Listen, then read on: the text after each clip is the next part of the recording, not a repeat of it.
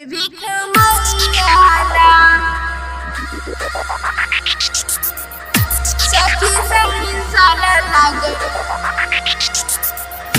सखी संगी साला लागल भीख मंगाला। अखन अहाँ सब सुनि रहल छी माँ शीतला रिकॉर्डिंग स्टूडियो किरतपुर बाजार।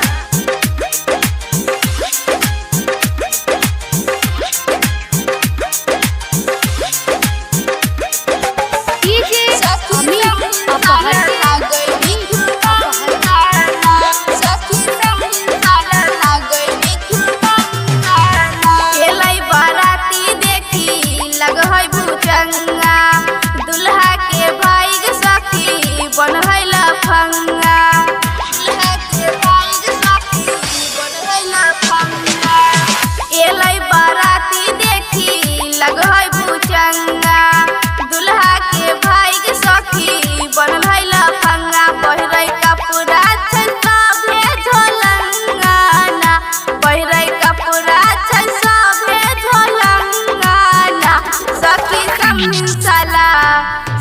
समधिन साला लागे भीख मंगाना सखी समधिन साला लागे भीख मंगाना सखी समधिन साला लागे भीख मंगाना डीजे अमित अपहर माँ शीतला रिकॉर्डिंग स्टूडियो किरतपुर बाजार।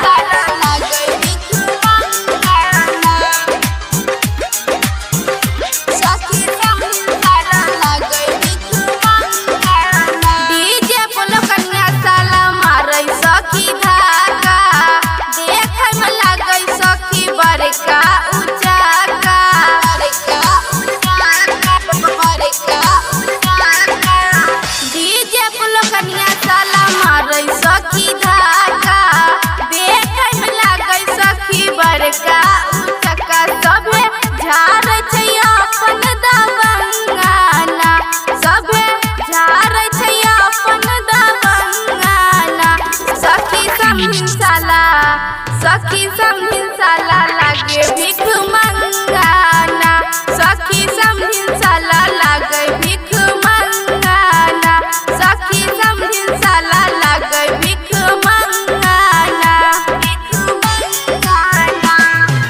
डीजे अमित अपहर सखी समधिन साला